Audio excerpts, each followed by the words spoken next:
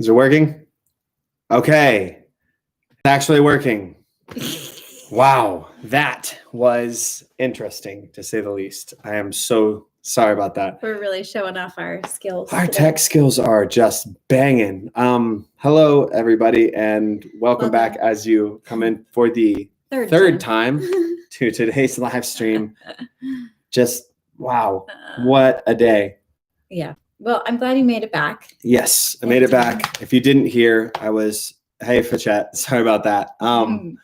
I was voting this morning. I got to the polls before they even opened. And there was already a huge line of hundreds of people, which is nice because we're in a pretty rural area considering, like comparatively to what I would usually expect that kind of line to be at. And people were out in full force, which made me very excited because, voting. Well, also especially it's nice because they were wondering how busy it was going to be today because so many people voted early. Yeah. I voted early. Yes, you did. But we are technically residents of two different states, so I had to vote up here in person. Yeah. Either way, all good. I am excited to get into the thing today. I want to throw something out there. I think we talked about it last week.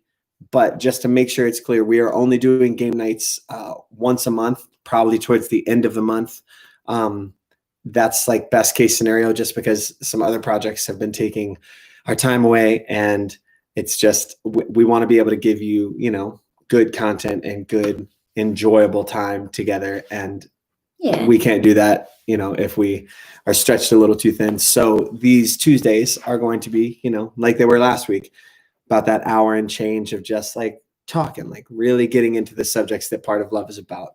And if you happen to be new here, welcome. This is Part of Love. Yes, it's the safe space we created to talk about all things love. Everything's always on the table.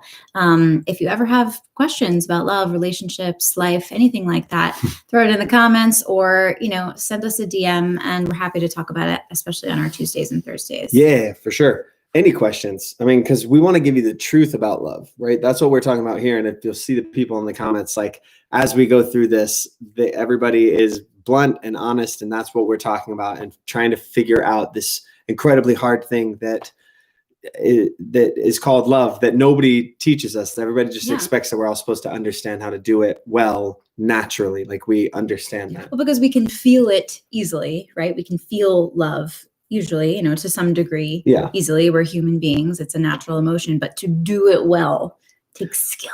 Yeah, to be in a relationship well, to love yourself well, to know what those things are, you kind of have to have a frame of reference. And since those things are not always taught to us or not always shown to us in the cleanest and clearest ways, we've been together for over a decade and have been learning for over 3 decades each. And we're obsessed with love. We always have been. And so we just wanted to tell you from our perspective, these things. So let's dive back into what we were talking about last week. I'm so stoked about this. So this was inspired by some article we found online about the hardest parts of love. Yeah. It was an independent UK article. The 7 hardest parts of being in a relationship and how to overcome them. And the first 3 that we talked about in last week's video, so coffee and tea, episode 2. By the way, cheers. Cheers. Love you. Cheers. You guys. Coffee, tea, I'm assuming. Mine's tea, yeah. Mine's a dandelion tea. Ooh. Mine's coffee.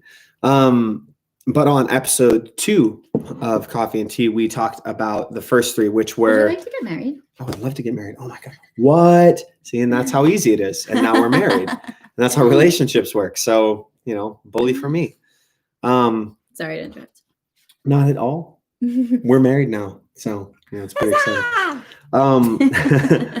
So the first 3 that we talked about last week were mutual respect, defining the relationship, and lack of communication. You can go back and watch those. I'll link them up, in that little bubbly thing up there, the line that goes over my head. And this week we're jumping right back into it. Ooh, you okay? Yeah. Jumping right back into it with carving out one-on-one time. That's number 4 on their list. No, they're saying that's hard to do. They're saying it's hard to carve out time. not like carve out time for each other. Which I understand being busy. I Mhm. understand like it's hard to find time because there's so much going on. But I think that it's not ever hard for me to make time for you. Yeah. Not ever.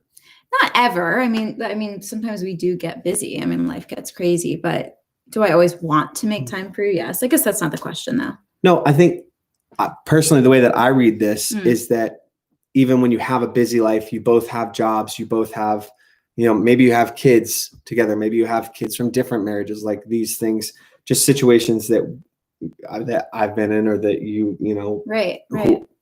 I feel like no matter what, those choices have brought you to a place where you have to make time in a couple of different ways. One is you have to make time for yourself. So if you're at work, then you've got to find a way. And that's the hard thing, is that a lot of these answers are, we have to find a way to make this time for ourselves. Like I've recently realized that I need time to myself every day, just literally not to work on something or to dance or to sing or to do what I just need to. I go on a walk with myself and talk to myself. And I go through like my feelings and my thoughts and like, how am I feeling today? Why do I feel this way? Why am I reacting this way? Why did I react this way yesterday to this? And I go back over my day and I go looking at what that is. And I take that time. The only way to get that time currently for me is for me to get up at 7 a.m. and to go walking by myself from 7 to 8.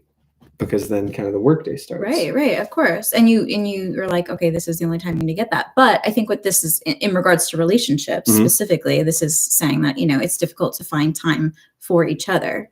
And I think that it really, truly, it comes down to like putting it in a schedule. You just have to carve it out. There's no way around it. Like it has to remain true. On Wednesday nights, you have your date night or whatever it is, like. Yeah. And I think with that though, it's important to remember that you may not be in a relationship where you want to make that time for that person.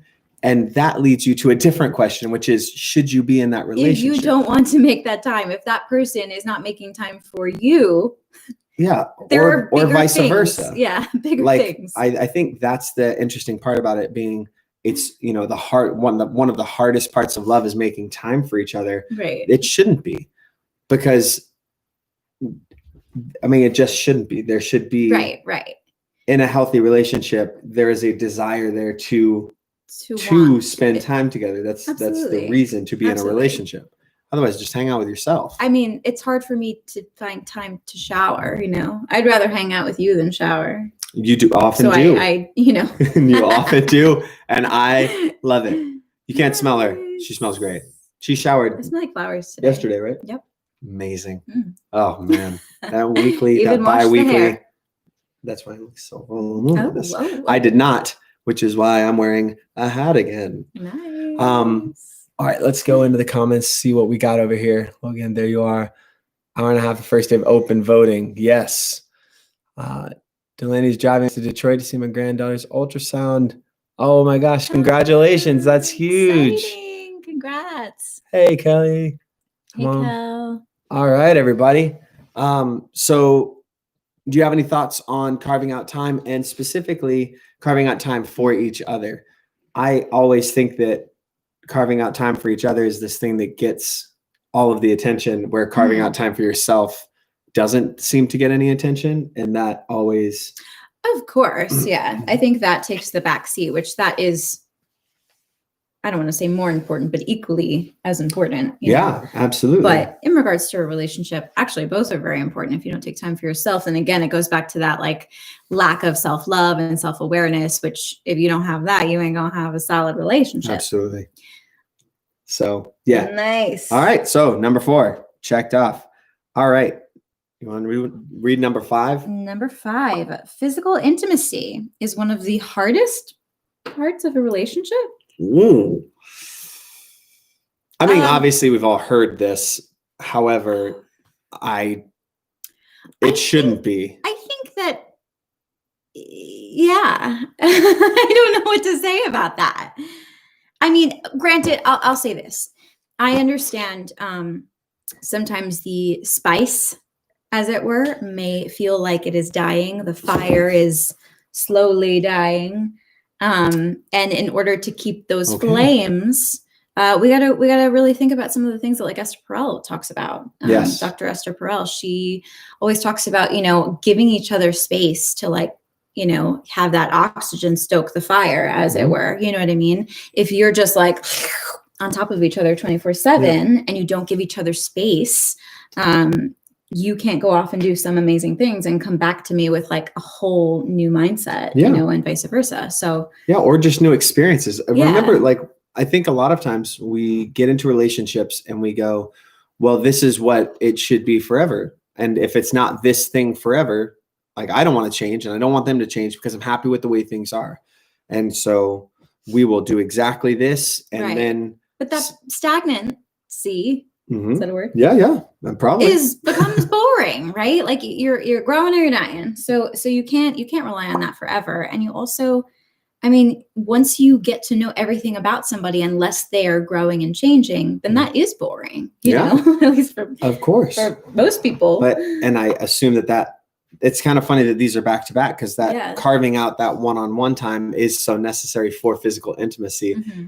And not expecting, we talked about this, I think last week, not expecting something of your partner, not expecting that you know everything about them, but also surprising your partner on the personal note, like, or not personal note, but like on my side of the relationship versus whoever's on the other side. I have a responsibility to be kind of surprising and to a degree, and like bring new things to the relationship, keep that fire alive. I've got to stoke it. You can't just rely on somebody else to constantly stoke the fire. No. Or if nobody stokes the fire and you're like, why is the fire going out? It's because that's what happens. Wood burns. It's a two-way street, right? Yeah. And I think, well, actually, this is interesting. We're touching on this, but either way, if the physical intimacy obviously is, how it can only happen, truly, unless you are present with each other and excited about, the newness or the whatever. It's hard to stoke the fire without any excitement. But I think that as far as like when we hear about couples that are dealing with cheating and things like that, I mean, I don't have a lot of experience with it, but it makes sense to me that when Esther says, it's a two-way street, right? So like both parties are at fault. Yeah. Even the one that didn't cheat to an extent is at fault just for being maybe not self-aware enough of maybe what your partner needed, and maybe they looked for it. And I'm not saying like that sounds really harsh, like it's your fault that you got cheated on. No, absolutely not. But no, that's not your fault. But it's I see what you're saying. All it is taking a responsibility for it. Yeah. And there is an awareness of going, I don't think people cheat for no reason. I think there's because something's missing. Yeah. And you're always in search of it, I don't know. It's just an interesting thing. Yeah, that's extremely interesting.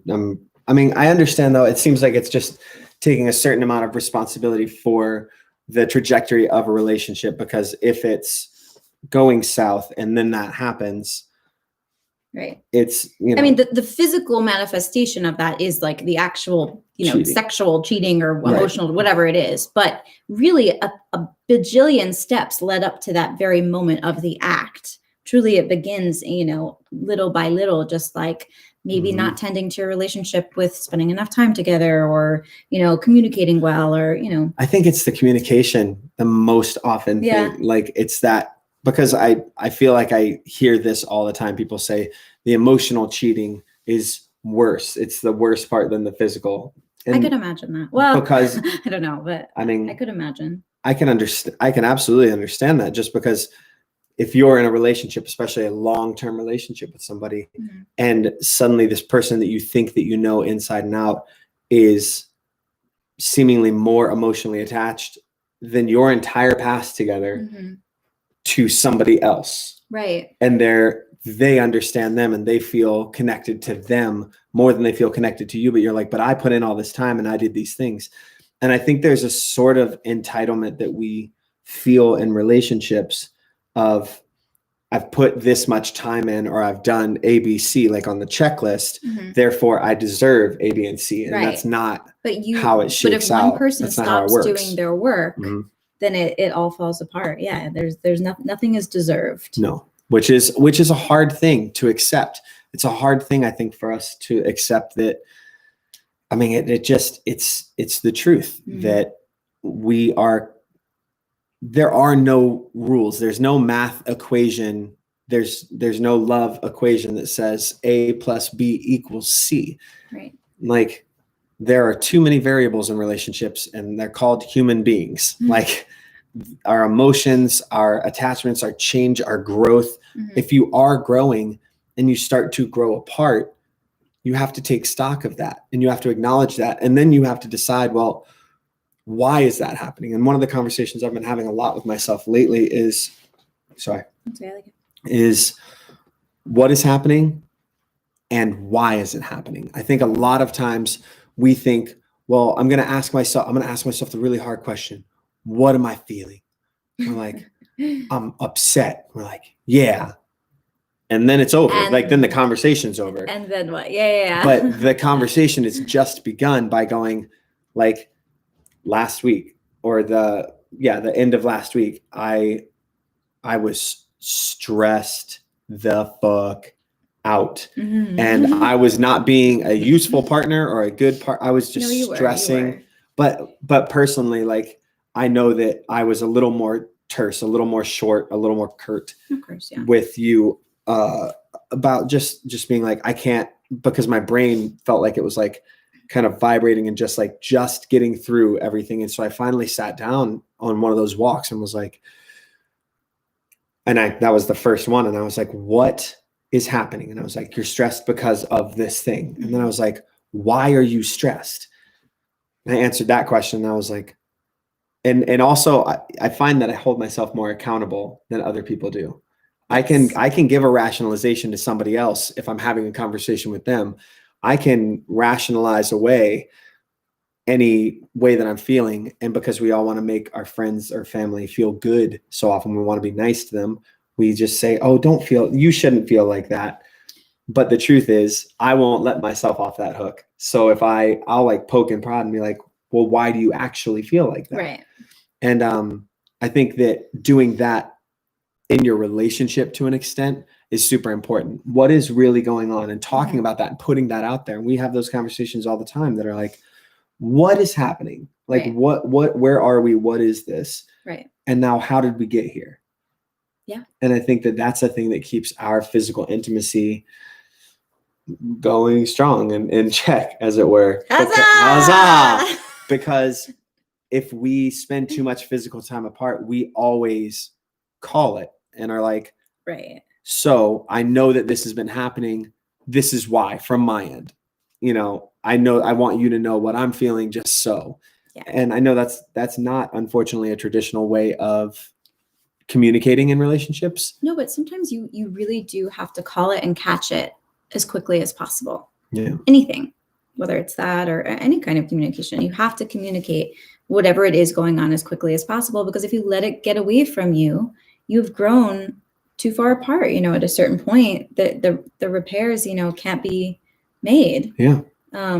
But I think it's kind of like the carving out time, and a lot of these, like, if mutual respect is an issue in your relationship, and you can only really handle your side of it, but if physical intimacy is an issue in your relationship, you need to go down that road of why. And when you get to the end of that road, there's kind of a crossroads you'll come to of, am I not interested in physical intimacy because and there's a million reasons. Of course, right? There's a million reasons, but is that reason at the end of the day because we just aren't as compatible as I want us to be? Yes. Like, you have to come to that conclusion and exactly ask yourself specifically why and what is it. I mean, I feel like, again, it goes back to communicating though. And it goes back to that self-awareness though, too. Like TMI or not, like I've been in places where like I have not wanted to be physical with you, but it had nothing to do with you. Yeah. It had to do with whatever it was that I was going through. Sometimes it had to do with like body issues, dysmorphia. I mean, I've run the gamut. Sometimes it had to do with just like not being comfortable in my own skin, you know, or whatever mental space I was in, you know. You let me know that. As long as I let you know and we talk about it, you know, you kind of help me out of that.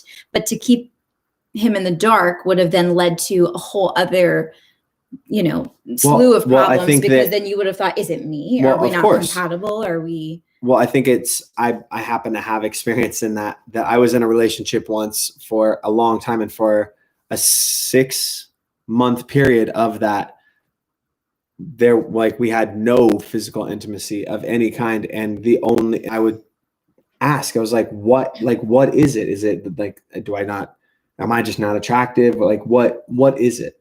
And they were like, I don't know. And the truth was, they just didn't like me. Like, they felt like they wanted to break up and they just wouldn't. So that led to a host of other issues as well.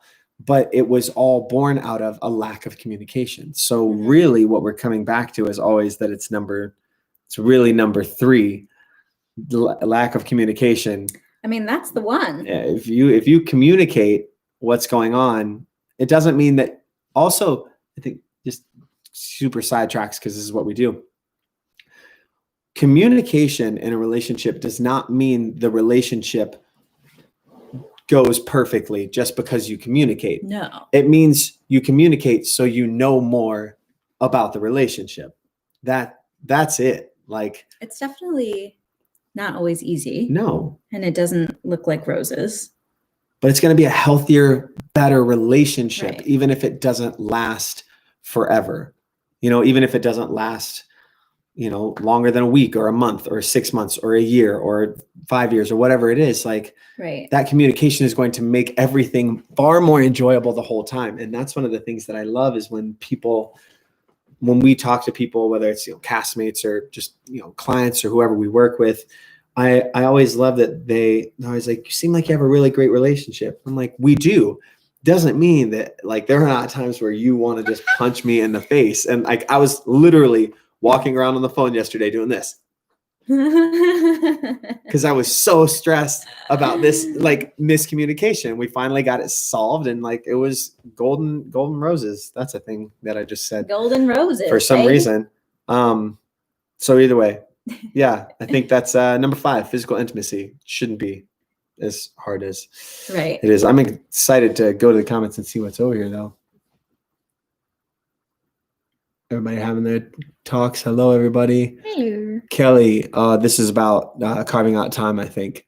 Schedules are crazy, these things in life that we can't control, and the key is to find a partner who is understanding and puts the effort into working around it and making it happen. Absolutely. Absolutely. Yeah, you got to be flexible. I mean, I think that's what it comes down to. And you want it to happen, you got to make it happen somehow. Like, that's it. Yeah. And it's, I think, being that you always talk about this, and I think we have a video about this, be the lover you want to be with. Yeah.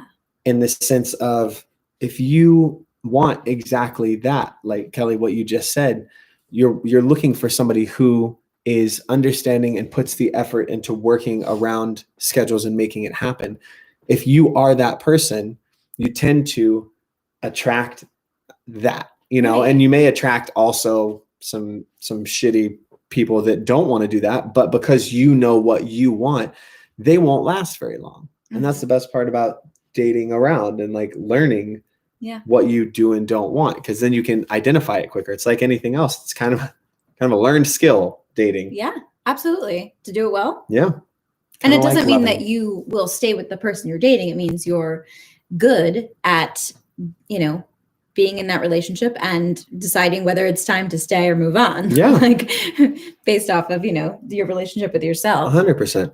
If you were to ever, like, for some reason, you know, leave me, I obviously would probably just never be with anybody ever again. But if I had to date, I would be very good at it, because I'd be like, I know exactly what I want. I want my wife back. I want my best friend.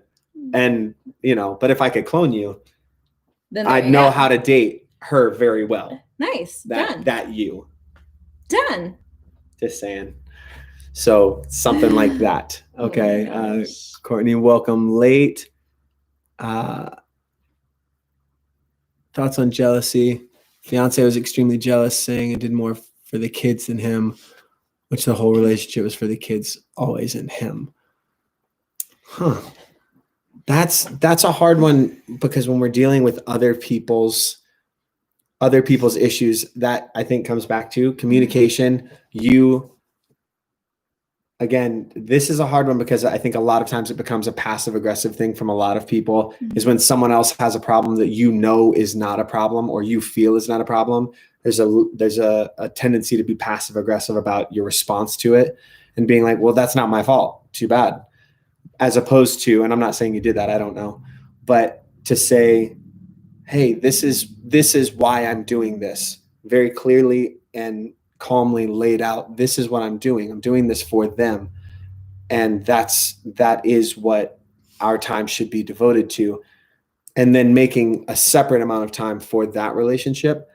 I think that's the only way to hopefully assuage that jealousy. And I also think, but you are also not in control of that. Right. And I think there's definitely a red flag when someone is jealous of the time that you're putting in with your kids, and like as a family, and not that much. If you're a family, then you're both putting in time with the kids. Mm-hmm. And if that's not happening, then that is its own issue. So 100%. To be jealous of your specific time is a very, very big red flag. Yeah. Yeah. Something to take stock of. Thanks for sharing. Pick up my daughter now to head to the ultrasound. Have a great day, everyone. Nice. Have fun. I think she's gone. Hey, Melissa. Hey, Melissa. We're doing well. How you doing? Can you read that one? My eyes going fuzzy. Which one, Kelly's? Yeah. One of the biggest lessons I've learned is that there's a difference between trying to go above and beyond to make things work, thinking it's just a tough time, and being left with the relationship slack. Yes. Yeah. Get it, Kelly. Yeah, she's a smart one, that baby. Yeah, I mean, I agree. It's like at a certain time, for a certain amount of time, sometimes you're like, oh, this person's going through a rough season, whether it's work or, family. I mean, life happens, right? But if that's the duration of your relationship, if that's the state of your relationship, and you're just like carrying the slack forever, I mean, no. Will we talk about that whenever we talk about the LA fight? Yeah. That's what that was. That was me not doing my end of the bargain for what we had decided for our relationship, not holding true to those values that I claimed that I would be, the things that I said that I would be, the kind of man that I had shown through my actions and said through my words that I would be, and then not following through on that. And once that, that slack wasn't all on your side, right? Our relationship. I think that was my breaking point too, because I was like, I can't do this anymore in this way. Yeah. Not you, not that I can't do it with you. It's that this cannot keep moving forward in this way, because I will break. Yeah.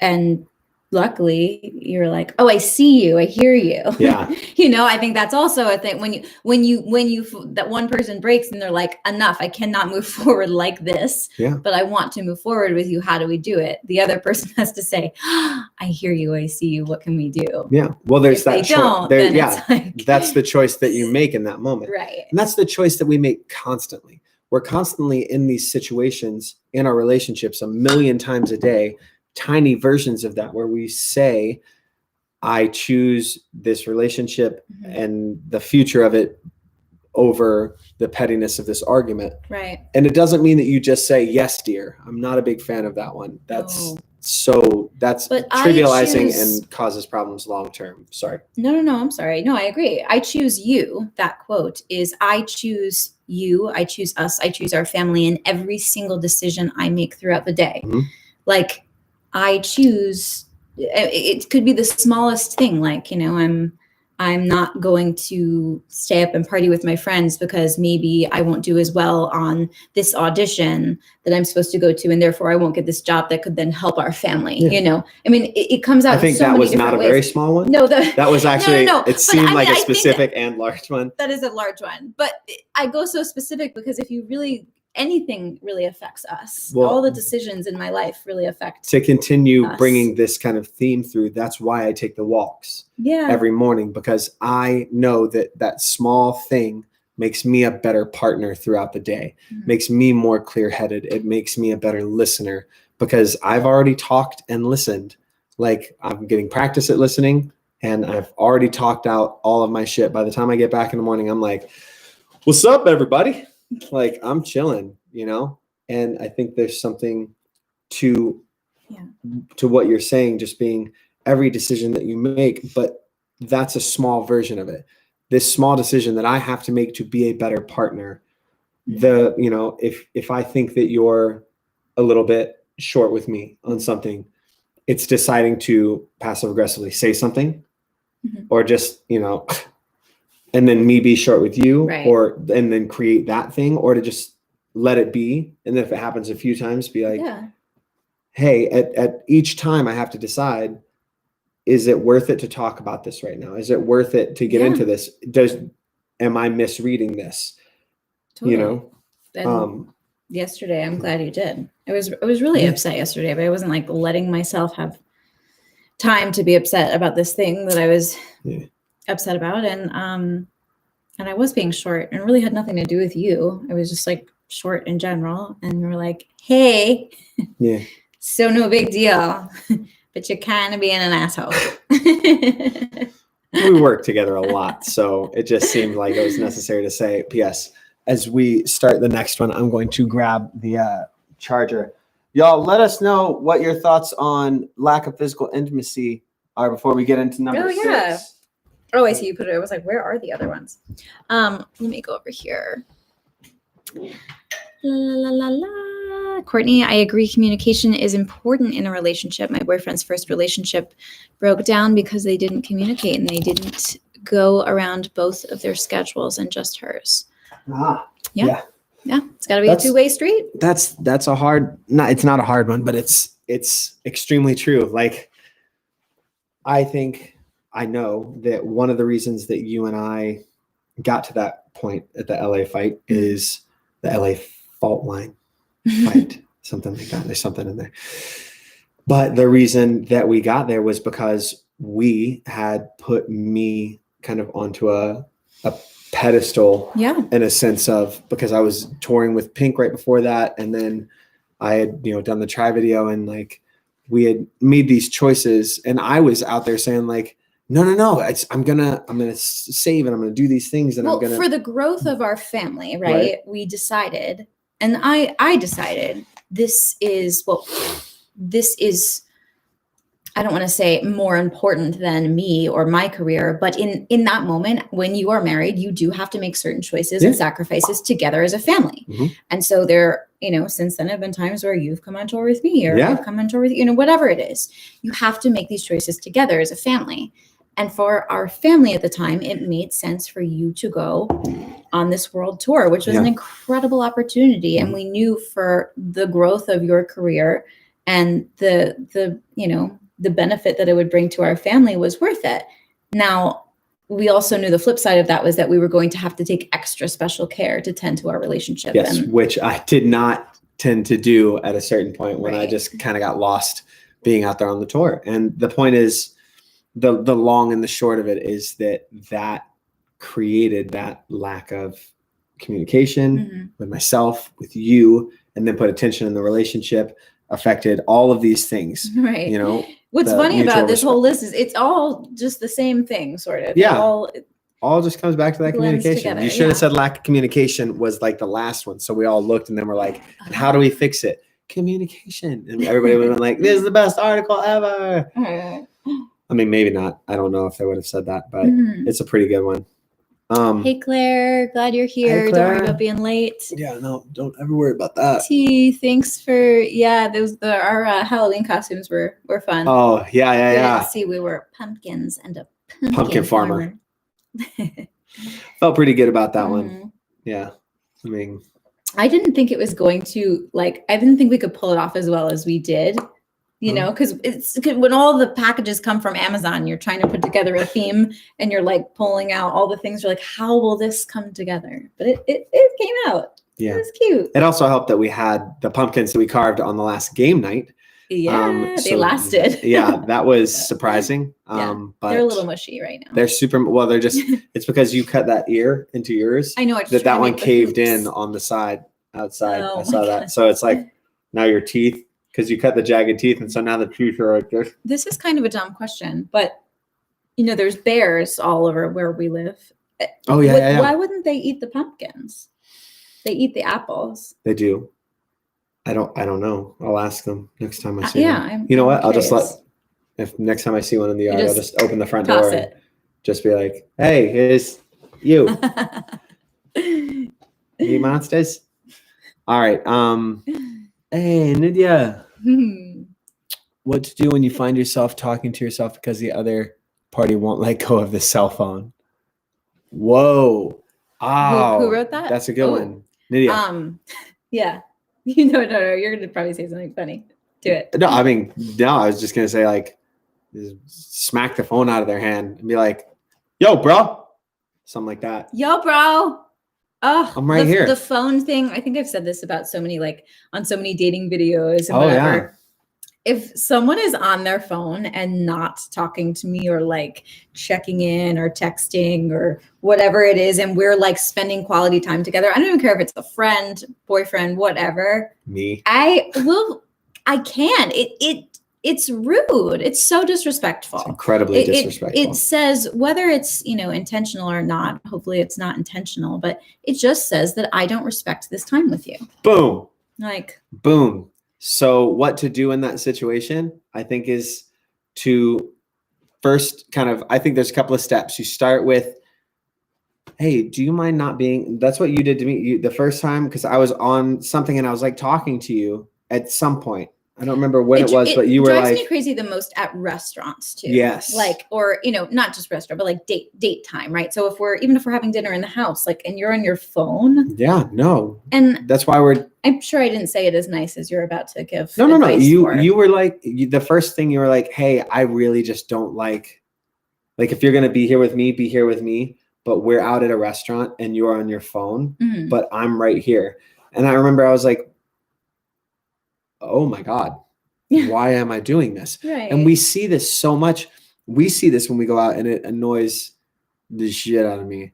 But couples that will go out to restaurants and both of them are on their phones.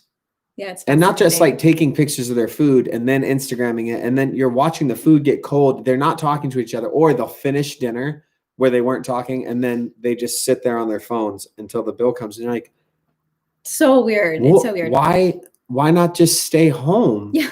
Like, and obviously, there's exceptions. Like there have been times where we've, obviously because we both have the same work, we've been in the middle of a project and we'd be like, okay, babe, hold on. This person's writing us. What should I say? But it's a collaborative effort. All the time where we go, it's always this. If either one of us has to get on our phones, and this is, again, it's these forms of communication are so subtle and small. It's 1,000 decisions every day, if not a million. Yeah. I don't know. I haven't counted, but it's every single time something like that happens. I'm so sorry. Hold on 1 second. I'm getting a text from Billy. Yeah. Easy to do. I'm so sorry. Is it okay if I answer this? Yeah. And I think that there's, we won't even get into that because Melissa, you said something. Yes, put the phone in the toilet. Melissa said, my question is, when your other half shuts down, how can you communicate? It's so hard. We've been together 17 years. See, that one's a hard one because you've been together for so long that there are. Okay, so let's get into the bro science of it, because I'm not going to, it's the actual science, but I'm not a doctor anymore. The neural pathways that we create in our brain through repetition are deep after 17 years. So if you have been in a relationship where that communication hasn't been there for 17 years. And this is obviously the very beginnings of a much larger and longer in-depth conversation that we would need to have to really get to this. But if we build in these pathways, we're constantly saying, okay, we don't have to communicate, or we don't like to communicate about this. I don't like to communicate about this. I don't like to communicate about this. And you start building it in, it gets deeper and deeper and deeper and deeper. And suddenly you've got this trench. So then trying to get them to communicate, they've got to go all the way and repave that whole thing. Absolutely. So it's starting small and saying, okay, what's happening? Like, why? And maybe you have to start by accepting, and I kind of hate this analogy, but accepting, like, first you just get like a shot glass of, maybe you deserve an ocean, but you start with a shot glass, and then you get a cup, and then you get a bucket, and then you get a pool, and then you get, you know what I mean? Like, you slowly start to retrain those pathways and repave new pathways. I think the other thing is, and I say this with so much love, because thank you for being here, and this is brave to even talk about. Oh my God, absolutely. With love, I say, you didn't just wake up 17 years later where he was not communicating with you. He either never communicated with you in certain ways, and you didn't work for that to help him carve with it. And I mean, you, both of you. Yeah. Or over time, there was those tiny little decisions that you both didn't choose each other. Over time, you grow apart. And now those, whether it's, the neural pathways, I like to just say like tree branches, like you're so far apart at this point. How do you grow back together? It doesn't happen overnight. Yeah. But it can happen. It can happen. So I think start small. You said you have 3 girls. I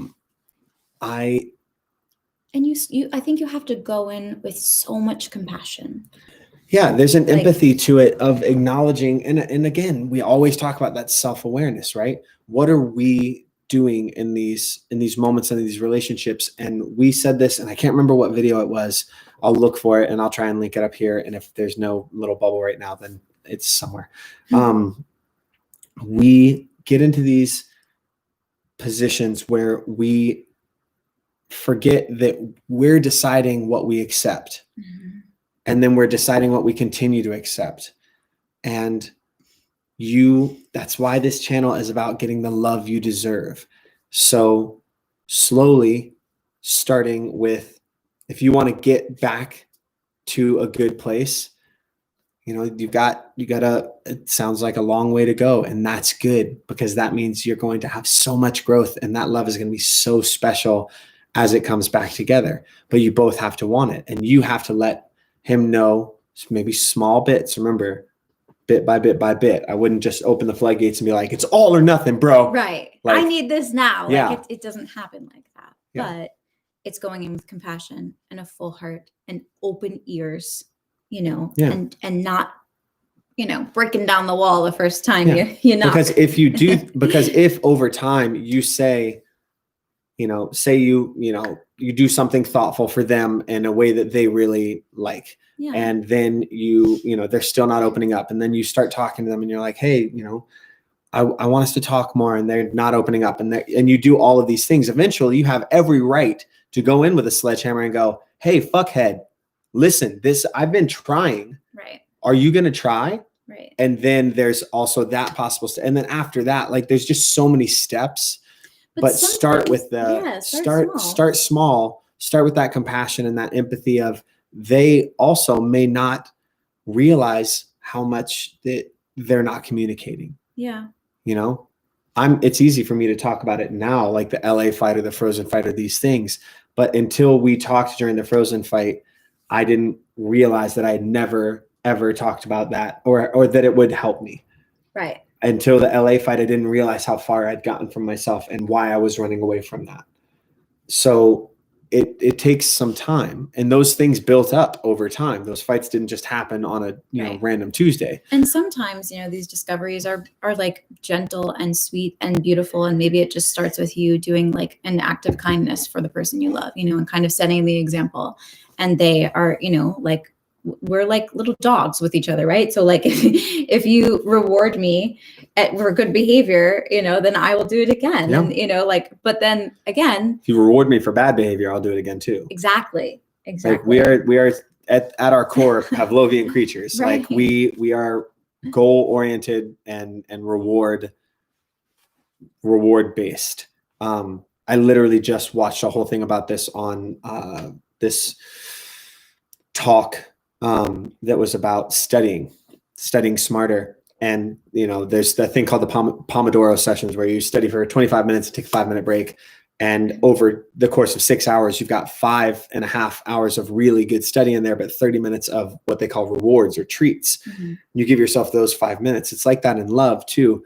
You're doing the work, but when you're doing this work, there has to be some kind of reward, because otherwise, why would you continue? It's like, why would you continue studying if you are just reading the same chapter over and over and over? If there's no growth, if there's no, goal and reward for it, you start maybe even unintentionally or subconsciously not caring about the relationship as much because you aren't getting any reward from it. You're not getting any love from it. Absolutely. And that I think that goes both ways. Being respectful. Don't be on. Okay. So we're going to go over here to comments. This is about the phone. Don't be on the phone during the date. Totally agree. There you go. Sorry. Courtney. Yeah, I agree. Me and my boyfriend on a date, even at home, we shut our phones in a different room so we can communicate with each other and see what each other are thinking. Yeah. I love that. That's great. All right. Yeah. He didn't choose me. I feel he's been cheating for 2 years. He says he's going to do what he's going to do.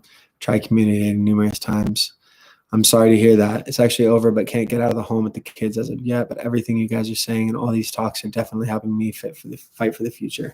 I love that. And that makes me so happy, because what that says is that you're self-aware enough to be acknowledging, okay, this is what it is because of, whatever your situation is and the details of that. You're saying, I cannot leave right now, but I'm preparing myself for a better future, for the love I deserve when I'm able to get out of this.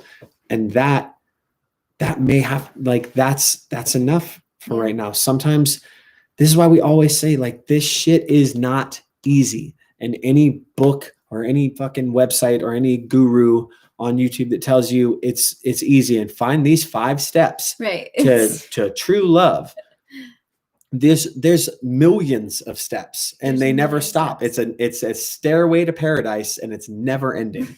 Like, and some of it hurts, you guys. Yeah. Some of it hurts so good and so bad. And growth comes from it. Growth is not pain-free. Fuck. No. But it is growth spurts, truly satisfying. Like, those fucking things hurt. It hurts. You ever hurt your growing muscle? It's very simple. It's similar. I'm sorry. That was terrible dad joke. I'm not even a dad.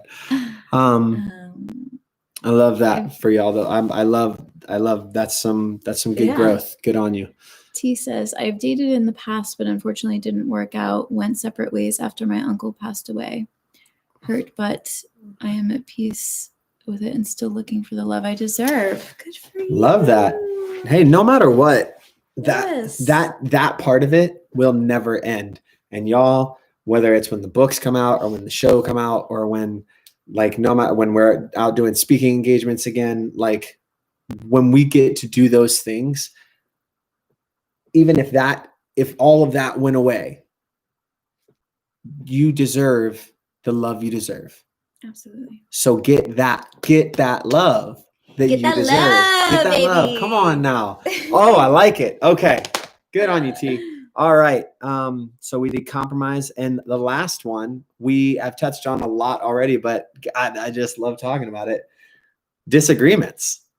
And I think it's funny that they called it disagreements, saying that disagreements are one of the 7 hardest parts of relationship, as opposed to fights. And I guess it's probably just a I guess maybe like fights. vocabulary situation. Fights implies something. Right. So if you disagree enough, then you will end up in a fight. Is that what they're saying? I don't know. I think their whole thing was saying that disagreements are hard. Yeah, disagreements are always hard if you also look at like it like compromise that. and disagree. That's like the same thing. So right. So you have to to an extent, right? Like we can disagree on certain things, but we have to compromise on how we're going to handle how we, go about certain things sometimes, But I think if we were to, yes, I agree with that, but to separate them, like the hard part about being in a relationship sometimes is understanding that compromise, but compromise has two different sides, just like literally all of these.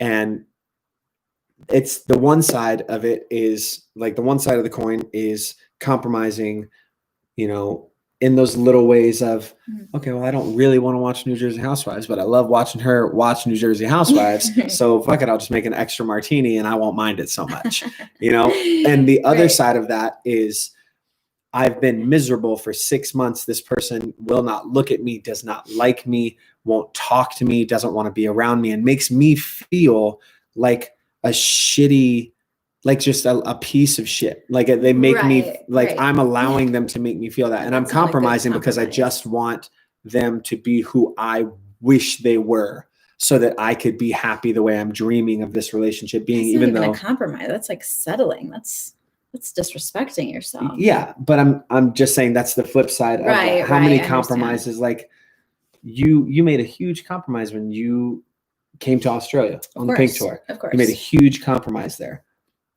I'm thankful that you did it because we ended up here, blah, blah, blah. But like that was like that was one side of the other compromises that had been made a million times that were not healthy necessarily and that we had to fight against. There was an upside to that and a downside, but you have to accept that sometimes compromise, you don't get everything you want 24/7, but you have to accept what you have to know what you will and won't accept. I know that if you had a rough day yesterday, like I came into the day after my walk and was like, I was talking out there and I was like, she has every right to be, she seems really happy right now, but she has every right. And she may be later in the day, like just down. And she has every right to just sit there and be like, I'm sad and I don't know why, even though you know why. Like that's okay. Right. And that's a compromise, like that I was more than willing to make. Yeah. I was willing for you to be a little bit annoyed with me all day, to be a little bit those things. And, at a certain point, you have to say something, but I'm just saying compromise has two sides, just like disagreements has two sides. Disagreements, if you're disagreeing about everything and then it leads to an escalation of constant, you feel like you're compromising because you just don't agree on anything. You don't like the same things. You don't enjoy being like, then that's at a certain different. Point too, like, I know that I've been difficult in the past. When? Who would actually agree with that? I've never done this with you, but I think in my more immature years of dating, I would like constantly disagree just to be like passive aggressive, because I wanted like an out. Yes. We've talked about this so much, but like I didn't have the balls to just say, hey, I'm not in love with you anymore. Yeah. You're great. I'm leaving. Bye. Like, not super into this. Or they haven't always been great. Either way, it was like so hard for me to pull the trigger and like leave. So instead I'd be like, well, I'm going to force them to break up with me. So I'd be like so disagreeable and passive, and sometimes if someone's being so disagreeable with you all the time, you have to look and go, is there something I'm missing here? Yeah, is there an underlying, why? But again, why does it matter what is happening, so much to and you? Then why is this happening? And communicating about that and saying like, okay, so let's talk about those. Right. I love that. But yeah, disagreements get a bad rap. Disagreement. I mean, you have disagreements all the time. Yeah. Different opinions. You're two different people. Of course. Yeah. And then you get into the good part of compromising where it's not so hard because you're just like, oh, well, you know what? Maybe I don't need that. Yeah. Maybe I don't need to be exactly whatever I want to be. Don't forget the things that we want to be or want to do a lot of times for our own personal comfort is not necessarily what we need. We talk a lot about that in other times, and that can lead to disagreements.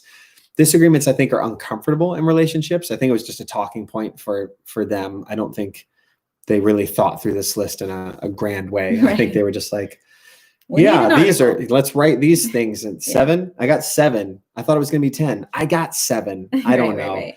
But I mean, this is literally the first thing that we talked about was fighting. Yeah. And I'll say that, I'm so sorry. I think you have some. Oh, no, I want you to finish your thought first. I was going to say, and I don't think Ben would mind me saying this, but our friend Ben, who I'm sure a lot of you guys know, when we first made our first Part of Love video, I was editing it because he and I were in the dressing room together. It was just the two of us on the Aladdin tour.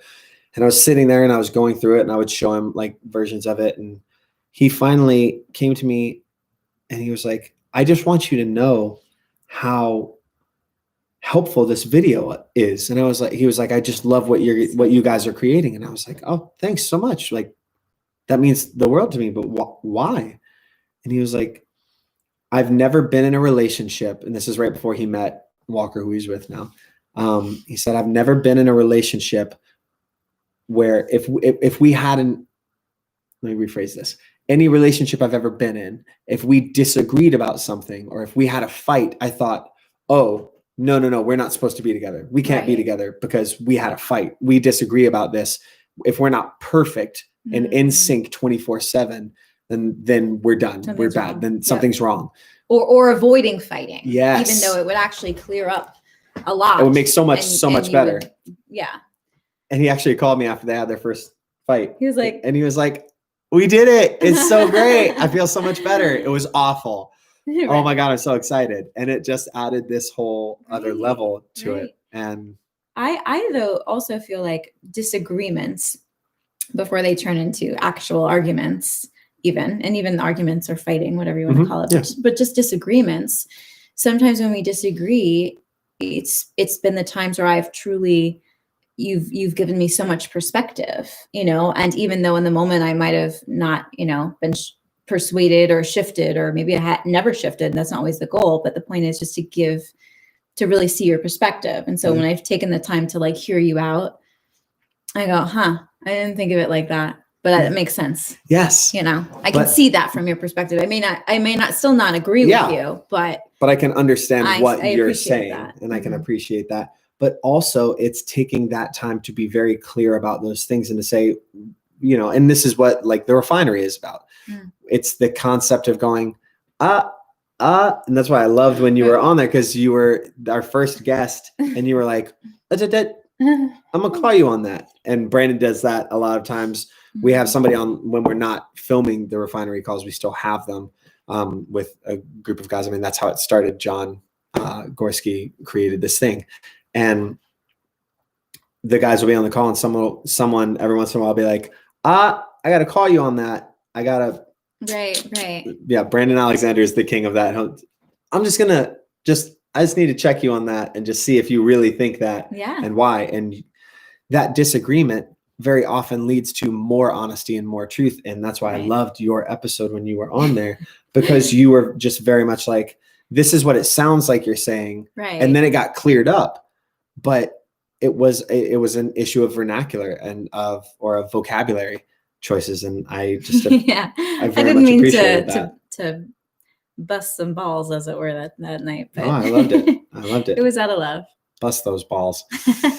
Well, those are the 7 hardest parts of being in a relationship and how to overcome them, according to Independent UK and Part of Love. I think that was fun. I'm having trouble hearing you. You shouldn't be listening to me. Yeah, that's what I thought. It's kind of creepy. Literally, just out of nowhere. It's like if I say anything, I don't even know how this thing works. I wasn't talking to you. Wasn't talking to you. Gosh, stop listening to me, Jeff Bezos. Not every relationship is perfect, Courtney says. They can be hard for me and my boyfriend when we've had some disagreements at first, but we do. Sorry.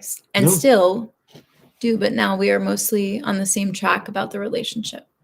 I mean, the thing is, you will have disagreements till the day you die. We will have disagreements forever. You'll never completely be on the same page because no one can truly, or it's not healthy to live in absolutes, right? Life is not black and white. Yeah. And if we're constantly growing, sometimes we agree on something and then like my perspective will shift because of an experience I had on my own, and I'll share it with you, and Or we'll be together. like, we're together, and I mean, that's okay. You will always have this, it's not going to be quite the same always. But I think that there comes a point where, and this is, it's the tipping point that happens within you about your relationship that you have to keep tabs on. How many of us have been, and I mean, let's all raise our hands or throw a little like hand raised into here if you felt like this.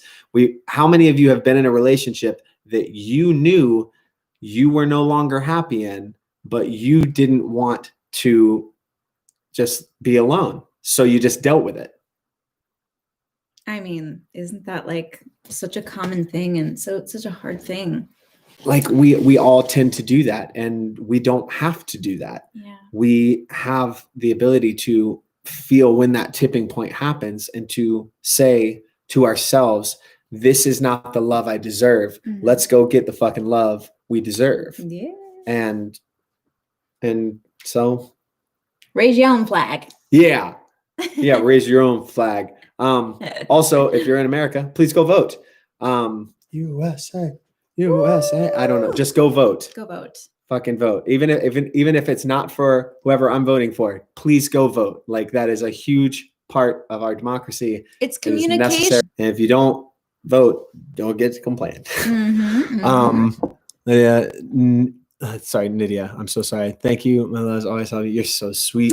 You're such a doll. All right, everybody. Thank you so much for being here. As always, we're going to be back next Tuesday, I believe, with another one.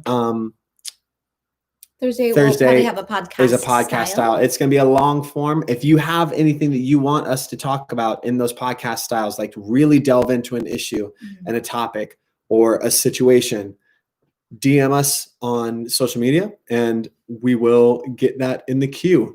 And I think this is going to be the first one where we use the podcast mics, so it's going to sound really cool and sexy. I'm going to use my sexy secretary voice. Oh yeah, this is my secretary voice, and I think it's so sexy.